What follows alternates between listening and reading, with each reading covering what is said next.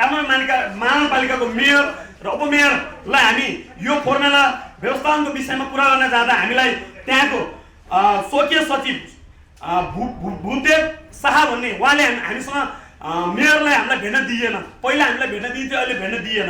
त्यसै गरी सुनिता डङ्गोल उपमेयर, उहाँको चाहिँ विश्व साक्य भन्ने उहाँ हुनुहुँदो रहेछ, उहाँले पनि हामीलाई उपमेयरलाई सुद्धा भेट्न दिएन। तपाईको फोकल पोइन्टमा भएका ती कार्यहरू अहिलेसम्म के भए पत्रमा होइन, तपाईहरु सम्पूर्ण पत्रकारहरूलाई लिएर गएर उले फिल्डमा देखाइदिएको हुन्छ, केही फरक पर्दैन।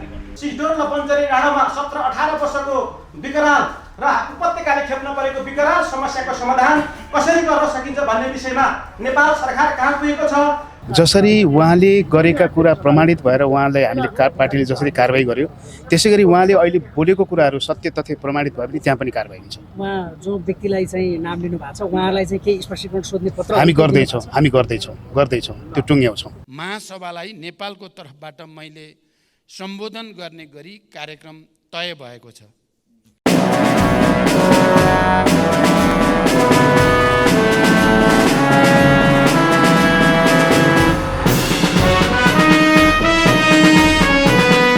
नमस्कार, हेडलाइन नेपालको हेडलाइन विशेषमा तपाईलाई हार्दिक स्वागत छ। प्रधानमन्त्री पुष्पकमल दाहाल प्रचण्डले आज प्रतिनिधि सभामा संयुक्त राष्ट्रसङ्घको 78औं महासभामा आगामी भाद्र 30 गते सहभागी हुन जाँदैछु र त्यहाँनेर यी र यस्ता कुराहरू उठान गर्छु भनेर प्रतिनिधि सभामा बताउनु भएको छ। हामी आजको कार्यक्रममा संयुक्त राष्ट्रसङ्घको 78औं महासभामा प्रधानमन्त्री पुष्पकमल दाहाल प्रचण्डले हाम्रो देशको तर्फबाट के यी र यस्ता सवालहरू प्रश्नहरू उठाउन सक्नुहुन्छ भन्ने प्रसङ्ग जोड्नेछौँ भने त्यस पश्चात अमेरिका पश्चात उहाँ लगत्तै चीन भ्रमणमा पनि जाँदै हुनुहुन्छ। के चीन भ्रमणमा चीनमा गएर प्रधानमन्त्री पुष्पकमल दाहाल प्रचण्डले यी र यस्ता सवाल प्रश्न उठाउन सक्नुहुन्छ भन्ने विषय प्रसङ्ग जोड्नेछौँ आजको हेडलाइन विशेषमा। सँगसँगै यति बेला राष्ट्रिय स्वतन्त्र पार्टीमा जसरी राष्ट्रिय स्वतन्त्र पार्टीका पूर्व सांसद जो अहिले साधारण सदस्य समेत छैनन्, ढाका कुमार श्रेष्ठले राष्ट्रिय स्वतन्त्र पार्टीका केन्द्रीय सदस्य मोहनजङ थापाको जुन नाम लिएका छन्, जुन नाम पोलेका छन्, यति बेला राष्ट्रिय स्वतन्त्र पार्टीले मोहनजङ थापालाई कारबाही अगाडि बढाएको प्रसङ्ग पनि हामी जोड्नेछौँ र राष्ट्रिय स्वतन्त्र पार्टीका सांसदको प्रतिक्रिया पनि यहाँ समक्ष आजको कार्यक्रममा हामी प्रस्तुत गर्नेछौँ। र त्यस्तै गरिकन यति बेला सिस्डोल बन्चरे डाँडाका स्थानीयले आज पत्रकार सम्मेलन गरेका छन्। उनीहरूले भनेका छन् विगत 17-18 वर्षदेखि हामीमा जुन खालको नियति भयो, जुन किसिमको अप्ठ्यारो स्थितिहरू सिर्जना गरियो, अब हामीले आफ्नो आन्दोलनको कार्यक्रमलाई हामीले रचनात्मक ढङ्गबाट अगाडि बढाउँदैछौँ र अब यी कुराहरू विगतमा भएका सम्झौताहरू कार्यान्वयन भएनन् भने हामी सिस्डोलवासी अथवा बन्चरे डाँडा, हामी यहाँका स्थानीयहरू अब हामी जुन 18वटा नगरपालिका काठमाडौँ महानगरपालिका लगायत छन् त्यहाँका फोहोर हामी उठाउन दिने छैनौँ, त्यहाँ हामी डम्पिङ गर्न दिने छैनौँ भन्ने खालका कुराहरू बताएका छन्। काठमाडौँ महानगरपालिकालाई पनि उनीहरूले केही कुराहरू प्रस्ताव राखेका छन्। त दर्शकवृन्द, अब प्रश्न आउँछ के काठमाडौँ महानगरपालिकाको फोहोर सिस्डोल बन्चरे डाँडा पुग्दैन अथवा के त्यहाँ डम्पिङ गर्न रोकिन्छ अथवा त्यहाँका स्थानीयसँग जुन सम्झौताहरू गरिएको थियो त्यो कार्यान्वयन नहुनुमा को दोषी छ? बालेन शाह गएको निर्वाचनमा मात्रै काठमाडौँ महानगरपालिकाको प्रमुखको रूपमा विजय भएर आएका थिए, तर यो समस्या त्यहाँका स्थानीय आफैले भनिरहेका छन् कि यो 17-18 वर्षदेखि विगतदेखिको यो समस्या हो। अब यो समस्याको समाधान कसरी हुन्छ र फोहोरको व्यवस्थापन कसरी हुन्छ यो प्रश्न चाहिँ तेर्सिएको छ। दर्शकवृन्द, आजको हेडलाइन विशेषमा हामी यिनै सामग्रीहरू प्रस्तुत गर्नेछौँ। त अब प्रसङ्ग जोडौँ। प्रधानमन्त्री पुष्पकमल दाहाल प्रचण्ड संयुक्त राष्ट्रसङ्घको 78औं महासभामा सहभागी हुन आगामी भाद्र 30 गते अमेरिकाको न्युयोर्क जाँदै हुनुहुन्छ। उहाँले भन्नुभएको छ दिगो विकास, जलवायु परिवर्तन, विश्वव्यापी महामारीका कारण देखिएका स्वास्थ्य चुनौतीहरू, सबैका साझा एवं सरोकारका विषयहरूलाई, हामी जस्तो वित्तीय क्षेत्रका विषयहरू, यी सबैलाई हामीलाई यो खालको त्यहाँनिर अवसर प्राप्त भएको छ। साइड लाइनमा समेत कुराकानी छलफल गर्न पाउने गरी हामीलाई निमन्त्रणा आएको छ। त्यति मात्र होइन, अहिले 47 वटा अल्पविकसित राष्ट्रहरूको चाहिँ नेतृत्वदायी भूमिका पनि हामीले निर्वाह गर्दैछौँ। यो अवसर पनि हामीलाई प्राप्त भएको छ। त्यसैले गर्दा यस्ता अवसरहरू निकै नै विरलै प्राप्त हुने अवसर हुन् भनेर प्रधानमन्त्री पुष्पकमल दाहाल प्रचण्डले यो यात्रा, यो भिजिट असाध्यै उपलब्धिमूलक हुन्छ भन्ने खालको उहाँले दावा पनि गर्नुभएको छ।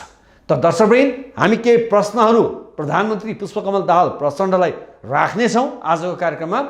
अब प्रधानमन्त्री पुष्पकमल दाहाल प्रचण्डले प्रतिनिधि सभामा के भन्नुभएको थियो, एकैछिन यो छोटो भिडियो यहाँहरू समक्ष हामी राख्दैछौँ। त्यस पश्चात हामी कार्यक्रममा हामी प्रसङ्ग जोड्नेछौँ। यो भिडियोहरू। सभामुख महोदय, यस वर्ष 18 देखि 26 सेप्टेम्बरसम्म चल्ने संयुक्त राष्ट्रसङ्घको यस 78औं महासभाको उच्चस्तरीय सत्रमा हुने जेनरल डिबेटको विषय rebuilding trust and reuniting global solidarity, accelerating action on the 2030 agenda and its sustainable development goals toward peace, prosperity, progress and sustainability for all भन्ने रहेको छ र असोज 4, 2080 तदनुसार 21 सेप्टेम्बर 2023मा महासभालाई नेपालको तर्फबाट मैले सम्बोधन गर्ने गरी कार्यक्रम तय भएको छ।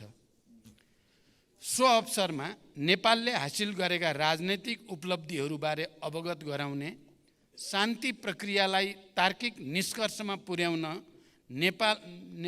नेपालले गरिरहेको प्रयासमा अन्तर्राष्ट्रिय समुदायको सद्भाव खोज्ने, अति कम विकसित मुलुकबाट दिगो र स्थायी रूपमा स्तरोन्नति हुन आइपरेका चुनौतीहरूबारे विश्व समुदायको ध्यानाकर्षण गर्ने, अल्पविकसित देशहरूको समूहको अध्यक्षको हैसियतले यो समूहका सदस्य राष्ट्रहरूले झेल्दै आएका विशिष्ट चुनौतीहरूबारे आवाज उठाउने, जलवायु परिवर्तनबाट नेपाल जस्तो पर्वतीय देशमा परेको गहिरो र दूरगामी प्रभावहरू लगायतका नेपालका लागि चासोका विषय र प्राथमिकताहरूप्रति विश्व समुदायको ध्यानाकर्षण गराउने तयारी रहेको छ। प्रधानमन्त्री पुष्पकमल दाहाल प्रचण्डले प्रतिनिधि सभामा आफ्ना कुराहरू, भिजिटको बारेमा उहाँले संयुक्त राष्ट्रसङ्घको 78औं महासभामा सहभागी हुने कुराको विषय प्रसङ्ग जोडेको यो भिडियो यहाँ समक्ष हामीले प्रस्तुत गरिसकेका छौँ। हामी फेरि पनि प्रसङ्ग जोड्छौँ। यस वर्षदेखि अल्पविकसित राष्ट्रको हैसियतले नेपालले 47 वटा अल्पविकसित राष्ट्रहरूको प्रतिनिधित्व गर्दै विभिन्न मञ्चमा धारणा राख्नुपर्ने जिम्मेवारी पनि नेपाललाई आएको कुरा पनि प्रधानमन्त्री पुष्पकमल दाहाल प्रचण्डले आज प्रतिनिधि सभामा बोल्नुभएको छ र उहाँले भन्नुभएको छ यो सधैँ प्राप्त हुने अवसर चाहिँ होइन। र उहाँले के पनि भन्नुभएको छ भने राजनीतिक उपलब्धिबारे अवगत, शान्ति प्रक्रियालाई तार्किक निष्कर्षमा पुर्याउन नेपालले गरिरहेको प्रयासमा अन्तर्राष्ट्रिय समुदायको सद्भाव खोज्ने, अल्पविकसित मुलुकमा दिगो विकासका चुनौतीहरू पनि त्यहाँ प्रस्तुत गर्नुपर्ने, यो खालको कुराहरू पनि म उठाउनेछु। त प्रश्न आउँछ, प्रधानमन्त्री पुष्पकमल दाहालले राजनीतिक उपलब्धिबारे अवगत भन्दै गर्दा, राजनीतिक उपलब्धिको कुरा गर्दा आज हामी सङ्घीय लोकतान्त्रिक गणतन्त्रमा छौँ। तर आज राजनीतिक उपलब्धि जसरी भएको छ, आर्थिक समृद्धि र विकासका कुराहरू चाहिँ कहाँ पुगेका छन्? प्रधानमन्त्रीज्यू, हाम्रो देशको क्षमता पहिलो प्राथमिकतामा राख्नुहोला। हाम्रो देशमा के कस्ता क्षमताहरू छन्? जडीबुटीमा क्षमता छन् कि? जलस्रोतमा हाम्रा क्षमताहरू छन् कि? पर्यटनमा हाम्रा क्षमताहरू छन् कि? केमा छन्? यो कुराको फाइन्ड आउट गरेर, यो कुरालाई पत्ता लगाएर गतिलोसँग प्रस्तावहरू, त्यसका प्रपोजलहरू के प्रधानमन्त्री पुष्पकमल दाहाल प्रचण्डको टिमले तयार पारेको छ त? उहाँले भन्नुभएको छ छरितो टिम लिएर म जाँदैछु। प्रश्न केवल संयुक्त राष्ट्रसङ्घको 78औं महासभामा सहभागी हुनु र प्रधानमन्त्रीले बोल्नु मात्र होइन, हाम्रो देशको क्षमताको मार्केटिङ गर्नु, बजारीकरण गर्नु, त्यसमा प्रस्तावहरू बनाउनु र विश्व समुदायसँग सहकार्य गर्ने, हातेमालो गर्ने र आर्थिक समृद्धिका लागि हाम्रो नेपालमा यी र यस्ता क्षमताहरू छन्, यसको भ्यालु, यसको मूल्य विश्व बजारमा यो छ, आउनुहोस् विश्वलाई हामी आह्वान गर्छौँ, हातेमालो गरौँ, सहकार्य गरौँ, आर्थिक समृद्धिको लागि नेपालले पनि आर्थिक समृद्धि गरेछ, तपाईँहरूलाई पनि फाइदा पुग्नेछ भनेर यी र यस्ता प्रश्न प्रधानमन्त्री पुष्पकमल दाहाल प्रचण्डले त्यो टिमले गर्दैछ वा छैन, यो खालको प्रपोजलहरू तयार पारिएको छ वा छैन, यो चाहिँ आगामी दिनमा तय होला। हरेक भिजिटहरूमा हाम्रा देशका राष्ट्रका कार्यकारी प्रधानमन्त्रीहरूले प्राय यस्तै खालका ठुला ठुला कुराहरू चाहिँ गर्ने गर्छन्। तर भिजिटमा जान्छन्, सम्बोधन पनि गर्छन्, त्यस पश्चात कहीँ कतै केही पनि हुँदैन। त्यसकारणले गर्दा उहाँले भन्नुभएको छ, प्रधानमन्त्रीज्यूले, यो सधैँ प्राप्त हुने अवसर होइन। यदि यो खालको स्थिति हो भने तयारी के छ? उहाँले आज प्रतिनिधि सभामा यसका तयारीहरू, हाम्रो मुलुकको तर्फबाट आर्थिक समृद्धिका लागि, विकासका लागि, हाम्रो देशको क्षमतालाई बजारीकरण गर्नको लागि विश्व बजारमा के खालका प्रपोजलहरू बनाइएका छन् र के कस्तो तयारी छ भन्ने त्यो कुराको चाहिँ खासै विस्तृत रूपमा चाहिँ उहाँले जानकारी गराउनु भएको देखिएन। त दर्शकवृन्द, आज प्रधानमन्त्री पुष्पकमल दाहाल प्रचण्डले चीन भ्रमणको बारेमा पनि जानकारी गराउनु भएको छ प्रतिनिधि सभामा। प्रधानमन्त्री पुष्पकमल दाहाल प्रचण्डले बोलेको यो भिडियो हेरौँ। कोभिड महामारीपछि प्रधानमन्त्रीको हैसियतमा हुने पहिलो उच्चस्तरीय भ्रमणले नेपाल र चीन बीचको द्विपक्षीय सम्बन्धलाई थप मजबुत बनाउनका साथै नेपालको पूर्वाधार विकास, कृषि, ऊर्जा, पर्यटन, स्वास्थ्य, शिक्षा लगायत विविध क्षेत्रमा छिमेकी मित्र राष्ट्र चीनबाट प्राप्त सहयोग बारे छलफल हुनेछ।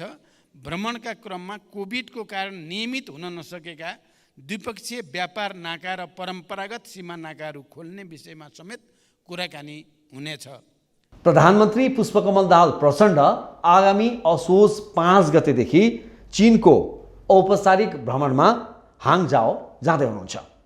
उहाँ न्युयोर्कबाट सिधै चीन जाने कुरा उहाँले बताउनु भएको छ। प्रचण्डको यो चीन भ्रमण चाहिँ तेस्रो भ्रमण हो। प्रचण्डको चीनका राष्ट्रपति सी जिनपिङसँग पनि भेटघाट हुने कार्यक्रम रहेको प्रधानमन्त्री पुष्पकमल दाहाल प्रचण्डले प्रतिनिधि सभामा जानकारी गराउनु भएको छ। प्रचण्ड 19औं एसियन गेम समारोहमा पनि सहभागी हुँदै हुनुहुन्छ। चीनका प्रधानमन्त्रीसँग भेटघाट हुने नै छ र उहाँले भन्नुभएको छ, चीन भ्रमणको बेला विशेष गरिकन नेपालको पूर्वाधार विकास, कृषि, ऊर्जा, पर्यटन, स्वास्थ्य, शिक्षा लगायत विविध क्षेत्रमा छिमेकी राष्ट्र चीनबाट सहयोगबारे पनि छलफल हुनेछ। परम्परागत व्यापार नाका खोल्ने विषयमा पनि हाम्रो संवाद हुनेछ, किनभने 72 सालको भूकम्पपछि व्यापारिक नाकाहरू पनि कतिपय अझै पनि सहज रूपमा खुलिसकेको अवस्था छैन। उहाँले जसरी चीनसँग चाहिँ हामीले सहयोग माग्ने भनेर उहाँले प्रसङ्ग उठाउनु भएको छ, दिगो विकासको लागि उहाँले पर्यटनको भन्नुभएको छ, भौतिक पूर्वाधारको कुराहरू गर्नुभएको छ। त अब प्रश्न आउँछ, प्रधानमन्त्री पुष्पकमल दाहाल प्रचण्डले अहिले जसरी चुच्चे नक्साको विषयमा चीनले जुन प्रकारले एउटा नक्सा सार्वजनिक गरेको छ, के त्यो विषयमा, त्यो नक्साको विषयमा प्रधानमन्त्री पुष्पकमल दाहाल प्रचण्डले चीनमा प्रश्न राख्न सक्नुहुन्छ? भौतिक पूर्वाधार विकासको कुराहरू गरिएको छ, चीनसँग सहयोग माग्ने कुराहरू गरिएको छ। हामी आग्रह गर्न चाहन्छौँ, यति बेला पोखरा अन्तर्राष्ट्रिय विमानस्थल काम न काजको विमानस्थल बनेको छ, अन्तर्राष्ट्रिय उडानहरू त्यहाँ हुन सकिरहेका छैनन्। वर्ल्ड ब्याङ्कले यो जियोलोजिकली यो एयरपोर्टलाई तपाईँहरू लगानी नगर्नुहोस्, तपाईँहरूलाई अप्ठ्यारो हुन सक्छ भनेर ऋण दिन अस्वीकार गरेपछि चीनबाट जुन 22 अर्ब रुपैयाँ जसरी सहयोग भनौँ, यो सहयोग त होइन, चीनबाट 22 अर्ब रुपैयाँ जसरी ऋण लियो ब्याज दरमा 2% ब्याजमा, त्यत्तिको महँगो ब्याज दरमा लिएर यो अन्तर्राष्ट्रिय एयरपोर्ट बनाइयो। तर आज यसको कुनै जुन किसिमको आम्दानी गर्नुपर्ने हो त्यो खालको अवस्थाहरू देखिएको छैन। यो साउँ तिर्ने कुरा त टाढाको कुरा भयो, ब्याज समेत तिर्ने खालको अवस्था देखिएको छैन।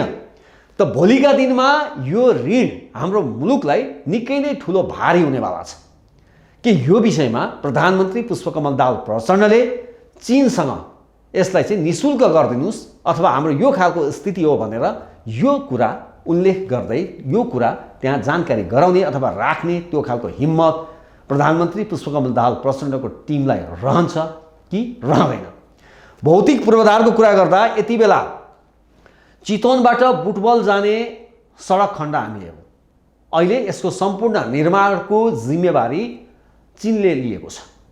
अहिले जुन किसिमले जुन ढिलो गतिमा जुन प्रकारले अहिले सडक निर्माण भइरहेको छ, त्यहाँ जुन खालका बिजोकहरू छन्, त्यहाँ जसले ट्राभल गरेको छ उसलाई राम्रैसँग थाहा छ, त्यहाँका स्थानीयलाई राम्रैसँग थाहा छ कि भौतिक पूर्वाधार विकासको कुरा गर्दा के एक प्रकारको विकास अथवा एक प्रकारको कार्यगत शैली हो अथवा के हो।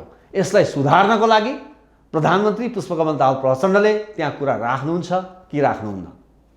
अब जलविद्युतको कुराहरू आएको छ, ऊर्जाका कुराहरू आएका छन्। चीनलाई जिम्मा दिएका कतिपय जलविद्युतका कुराहरू विवादित बनेका छन्। अरबौंको प्रसङ्गहरू जोडिएको छ, भ्रष्टाचारका कुराहरू त्यहाँ जोडिएका छन्। यी र यस्ता कुराहरू अन्त्यका लागि प्रधानमन्त्री पुष्पकमल दाहाल प्रचण्डले त्यहाँ कुरा राख्न सक्नुहुन्छ वा सक्नुहुन्न, यी कुराहरू हेर्न बाँकी नै छन्।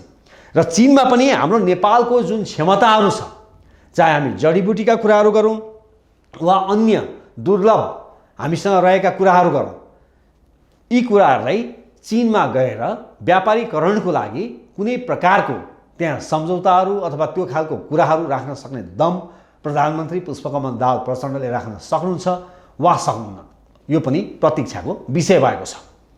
अब हेर्नु यो छ कि त्यहाँको भिजिटमा जाँदा प्रधानमन्त्री पुष्पकमल दाहाल प्रचण्डले त्यो टिमले के कस्ता कुराहरू राख्छन् वा विगतका परम्परा जस्तै जाने अनि आउने, जानुभन्दा अगाडि निकै ठुला ठुला कुरा गर्ने र आइसकेपछि ती कुराहरू फासफुस भएर जाने र हाम्रो समस्या ती देशहरूसँग जे जस्ता समस्याहरू छन् जिउको त्यों रहने। भारत भ्रमणमा जानु अघि पनि प्रधानमन्त्री पुष्पकमल दाहाल प्रचण्डले निकै नै राम्रा कुराहरू गर्नुभएको थियो, तर अन्ततगत खै के भयो अहिले पनि जनताहरू अन्योलमै छन्।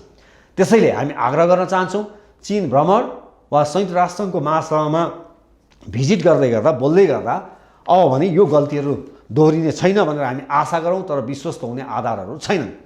त दर्शकवृन्द, अब हामी अर्को प्रसङ्ग जोड्छौँ सिस्टोलवासी बन्चरे डाँडाको कुरा। के अब फोहोर त्यहाँनिर डम्पिङ हुन गाह्रो भएको हो? त्यहाँका स्थानीयहरूले यति बेला विरोध गरेका छन्। पटक पटक हामीसँग भएका सम्झौताहरू कार्यान्वयन भएनन् भनेर उनीहरूले आवाज उठाएका छन्। 18वटा नगरपालिकाहरू रहेका छन्, 17वटा नगरपालिकालाई नेतृत्व गरिरहेको छ काठमाडौँ महानगरपालिकाले। उनीहरू भनिरहेका छन् 17-18 वर्षदेखिको यो समस्या हो, तर हामीलाई जहिले पनि व्यवस्था गरियो, सम्झौता कार्यान्वयन गरिएन। यो खालको आवाजहरू यति बेला सिस्डोलका वासीहरूले, बन्चरे डाँडाका वासीहरूले चाहिँ अहिले उठाएका छन्। त दर्शकवृन्द, हामी यो प्रसङ्ग पनि जोड्नेछौँ। अब यहाँहरू समक्ष हामी प्रस्तुत गर्नेछौँ सिस्डोल बन्चरे डाँडाका स्थानीयहरूले आज पत्रकार सम्मेलनमा के बोले, एकैछिन यो भिडियो हेरौँ। सिस्डोल र बन्चरे डाँडामा 17-18 वर्षको विकराल र उपत्यकाले खेप्न परेको विकराल समस्याको समाधान कसरी गर्न सकिन्छ भन्ने विषयमा नेपाल सरकार कहाँ पुगेको छ, अरू नगरपालिका र महानगरपालिका कुन अवस्थामा पुगेको छ भन्ने विषयलाई नजरअन्दाज गर्दै हाम्रा समग्रमा म कार्यक्रम सञ्चालकको तर्फबाट भन्नुपर्दा पनि हाम्रो आन्दोलन कमिटीको तर्फबाट यो अहिलेको गतिविधि, भोलिको गतिविधि, भविष्यको गतिविधिमा हामी कसरी जाने।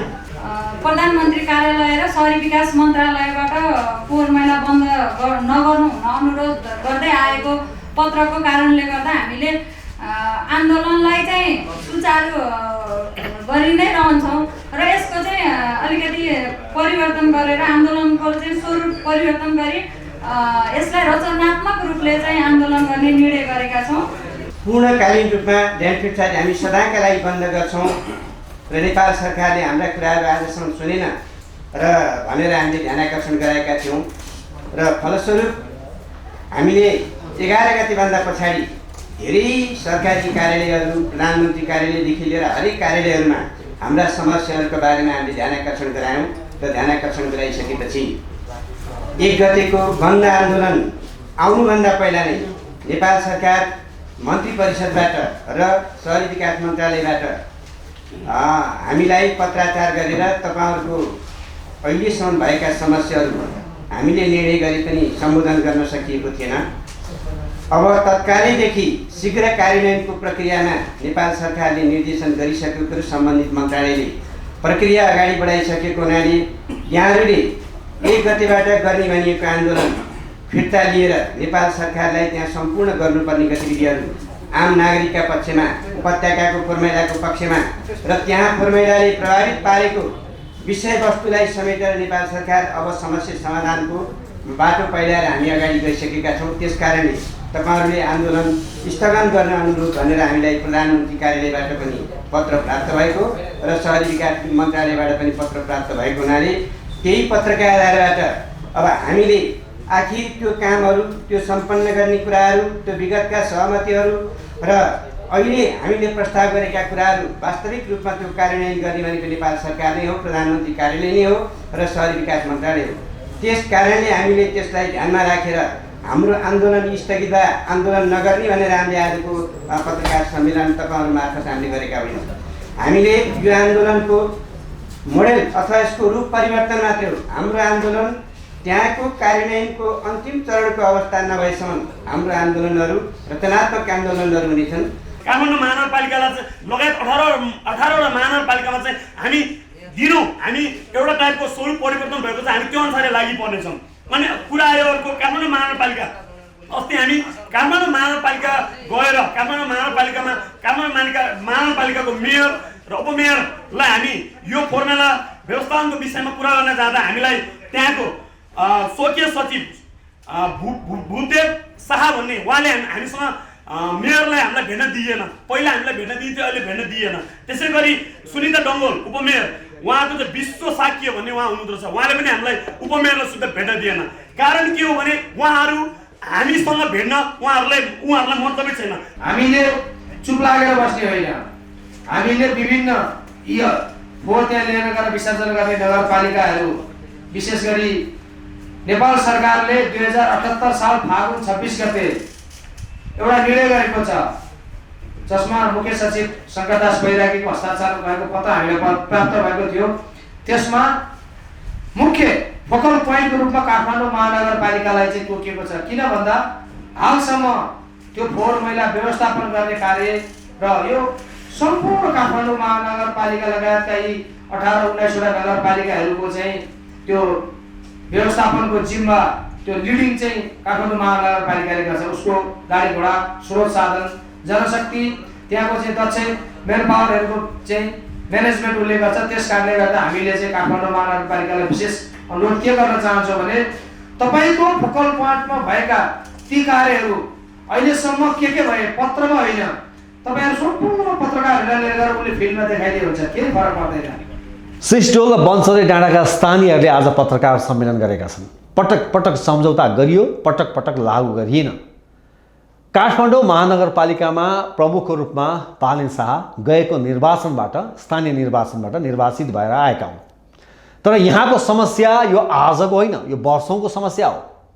अरबौँ रुपियाँ लगानी गरेर बन्सरे डाँडामा डम्पिङ साइट बनाइएको छ। तर आजसम्म यो खालको स्थिति किन भइरहेको छ? यसको समाधानका लागि पहल किन भएन विगतमा? र यो समस्या निम्त्याउनुमा अहिले बालेन शाहको होइन, बालेन शाहभन्दा अघिका र विशेष गरी शहरी विकास मन्त्रालय र सरकारका विगतका सरकारहरूको ठुलो गैर जिम्मेवारपूर्ण कदमहरू देखिन्छ। त्यसैले गर्दाखेरि हामी यही भन्न सक्छौँ, सिस्टोलवासी, बन्सरे डाँडाका वासीहरूलाई यो समस्या लामो समयदेखि हो। त्यहाँ साँच्चै जुन खालका समस्याहरू देखिएका छन्, तपाईँहरूले जुन मागहरू राखिरहनु भएको छ, त्यहाँ कतिपय मागहरू जायज छन्। तर एउटा महत्त्वपूर्ण प्रसङ्ग के भने त्यहाँका स्थानीय एकजनाले के भनिरहेका थिए भने हामीले काठमाडौँ महानगरपालिकाका प्रमुख बालेन शाह, उपप्रमुख सुनिता डङ्गोलसँग हामीले भेटेर कुराकानी गर्ने प्रयास गऱ्यौँ, तर त्यहाँको सचिवालयका व्यक्तिहरूले हामीलाई भेट गराएनन्। तर यो चाहिँ काठमाडौँ महानगरपालिकाले गर्नुहुन्न। त्यहाँको वास्तविक समस्याहरू सुन्नुपर्छ र यदि शहरी विकास मन्त्रालय वा सङ्घीय सरकारबाट कुनै किसिमको समस्याहरू देखिएको छ भने काठमाडौँ महानगरपालिकाले त्यसलाई बोल्डली, स्ट्रङली यो कुरालाई उठाउनुपर्छ कि यसले आम सर्वसाधारणलाई अप्ठ्यारोमा पारिरहेको छ भनेर हामी यही आग्रह गर्न चाहन्छौँ। सहमति र सहकार्यका साथ फोहोर व्यवस्थापन हुनुपर्छ। फोहोर व्यवस्थापन भएन भने यो सबैलाई समस्या हुन्छ। आज सिस्टोल र बन्सरे डाँडाका केही व्यक्तिहरूलाई, त्यहाँका स्थानीयहरूलाई जुन समस्या भएको छ, त्योभन्दा अझ अर्को समस्या पनि फेरि यो काठमाडौँ महानगरपालिकामा रहने र अन्य 17वटा नगरपालिकामा रहने स्थानीयहरूलाई पनि समस्या हुनेछ। त्यसैले गर्दा कोही पनि समस्यामा पर्नु भएन। यो समाधानको उपाय र बाटोको खोजी सरकारले, सङ्घीय सरकारले पनि गर्नुपर्छ, प्रदेश सरकारले पनि गर्नुपर्छ र स्थानीय सरकारले पनि गर्नुपर्छ र सबैले सहकार्य यसमा गर्नुपर्छ, न कि राजनीतिक आग्रह र पूर्वाग्रहका साथ यस्ता समस्यालाई बल्झाउने, आफ्ना दलका कार्यकर्ताहरूलाई उकास्ने, उफार्ने र त्यसमा राजनीति गर्ने, अर्थात् फोहोरमा राजनीति गर्न चाहिँ हुँदैन। यदि त्यो खालको स्थिति भयो भने जनताले ती फोहोरमा राजनीति गर्नेहरूलाई चाहिँ छाड्ने छैनन्। त्यसैले गर्दाखेरि यो सहकार्य र एक आपसमा छलफलका माध्यमबाट समाधान गर्नको लागि हामी आग्रह पनि गर्न चाहन्छौँ। त दर्शक पनि अब हामी अर्को प्रसङ्ग जोड्दैछौँ, राष्ट्रिय स्वतन्त्र पार्टी। राष्ट्रिय स्वतन्त्र पार्टीका पूर्व सांसद ढाका कुमार श्रेष्ठ, डाक्टर ढाका कुमार श्रेष्ठ जब 2 करोडको डिल गरेको अडियो मेडिकल व्यवसायी दुर्गा प्रसाईसँग त्यो अडियो जब सार्वजनिक भयो, त्यस पश्चात राष्ट्रिय स्वतन्त्र पार्टीले 72 घण्टाभित्र साधारण सदस्य समेत नरहने गरी निलम्बन गर्यो। उनको सांसद पद पनि गयो। त ढाका कुमार श्रेष्ठले केही महिना पश्चात मिडियामा आएर मैले त्यो 2 करोडको जुन डिल गरेँ त्यहाँ 3 करोड रुपियाँ मसँग मागिएको थियो र माग्न लगाउने व्यक्ति थिए राष्ट्रिय स्वतन्त्र पार्टीका केन्द्रीय सदस्य मोहनजङ थापा। उनकै आग्रहमा मलाई मन्त्री बनाइदिन्छु भन्ने सवालमा मैले यो पैसा मागेको थिएँ। यो खालको कुरा गरिसकेपछि यति बेला राष्ट्रिय स्वतन्त्र पार्टीले मोहनजङ थापालाई अनुसन्धानमा तानिसकेको छ। उनी यति बेला अमेरिकाको बाल्टिमोरमा छन्। त अहिले जसरी अनुसन्धानमा तानिएको छ के राष्ट्रिय स्वतन्त्र पार्टीले मोहनजङ थापालाई कारबाही गर्न सक्छ भन्ने खालको प्रश्न आम जनतामा यति बेला देखिएको छ। फलस्वरूप राष्ट्रिय स्वतन्त्र पार्टीका सांसद प्रमुख सचेतक सन्तोष परियारले पनि स्ट्रङली भनेका छन् मोहनजङ थापालाई पार्टीले कारबाही गर्छ। अनुसन्धान प्रक्रिया सुरु भइसकेको छ, पार्टीले छिटोभन्दा छिटो कारबाही गर्छ। यो प्रतिक्रिया सन्तोष परियारले दिएका छन्। यो भिडियोहरू जसरी उहाँले गरेका कुरा प्रमाणित भएर उहाँलाई हामीले पार्टीले जसरी कारबाही गर्यो, त्यसै गरी उहाँले अहिले बोलेको कुराहरू सत्य तथ्य प्रमाणित भयो भने त्यहाँ पनि कारबाही हुन्छ। उहाँ जो व्यक्तिलाई चाहिँ नाम लिनु भएको छ उहाँलाई चाहिँ केही स्पष्टीकरण सोध्ने पत्र हामी गर्दैछौँ त्यो टुङ्ग्याउँछौँ। कहिलेसम्म हुन्छ? चाँडै नै हुन्छ। राष्ट्रिय स्वतन्त्र पार्टीका सांसद सन्तोष परियारको प्रतिक्रिया यहाँले सुनिसक्नु भएको छ। हामी फेरि पनि राष्ट्रिय स्वतन्त्र पार्टीलाई आग्रह गर्न चाहन्छौँ, ढाका कुमार श्रेष्ठ या त झुठा हुन् या त मोहनजङ थापा बदमास हुन्। यो 2 मध्ये 1 प्राय निश्चित नै छ। तर दुवैलाई केही सवालहरू चाहिँ उठ्छ।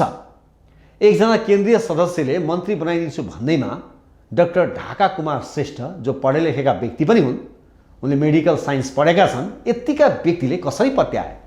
त्यसका आधारहरू के हुन्? फेरि मेडिकल व्यवसायी दुर्गा प्रसाईले भन्दैछन् डाक्टर ढाका कुमार श्रेष्ठले मात्र होइन, राष्ट्रिय स्वतन्त्र पार्टीका अन्य 6 जना व्यक्तिले पनि मसँग पैसाको डिल गरेका छन्। तर राष्ट्रिय स्वतन्त्र पार्टीका सबैजना व्यक्ति आखिर दुर्गा प्रसाईसँग पैसाको डिल गर्न किन पुगे? यो आफैमा प्रश्न छ। यो प्रश्नको उत्तर पनि आगामी दिनमा आउला। तर राष्ट्रिय स्वतन्त्र पार्टीले भने मोहनजङ थापालाई चाँडोभन्दा चाँडो, छिटोभन्दा छिटो अनुसन्धानको प्रक्रिया त सुरु गरिसकेको छ र अब केही ठोस प्रमाणहरू खोज्दैछ र त्यो प्रमाणहरू भेटिए छिटोभन्दा छिटो कारबाही गर्दैछ। यो कुराको जानकारी त राष्ट्रिय स्वतन्त्र पार्टीका सांसद सन्तोष परियारले दिइसकेका छन्। हस्त दर्शकबिन, आजको हेडलाइन विशेष आजलाई यति नै। अर्को भिडियोमा तपाईँ हाम्रो भेटघाट हुने नै छ। आज्ञा दिनुहोस्। नमस्कार।